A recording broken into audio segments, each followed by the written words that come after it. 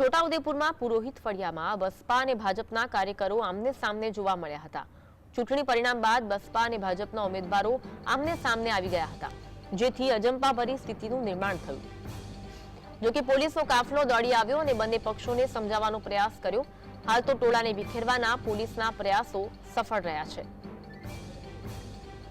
છોટાઉદેપુરના નગરપાલિકાના પરિણામ બાદ છોટાઉદેપુરમાં તેના પડઘા પડ્યા હતા।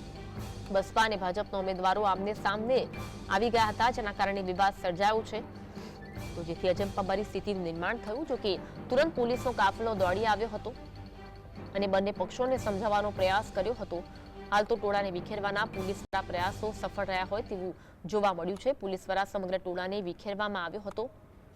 પુરોહિત ફળિયાના દ્રશ્યો, બસપા અને ભાજપના કાર્યકરો આમને સામને આવી ગયા હતા અને માહોલ બીચક્યો હતો। ચૂંટણી પરિણામો જેવા આવ્યા કે બસપા અને ભાજપના ઉમેદવારો આમને સામને આવી ગયા હતા અને માહોલ તંગદિલી ભર્યો જોવા મળ્યો હતો।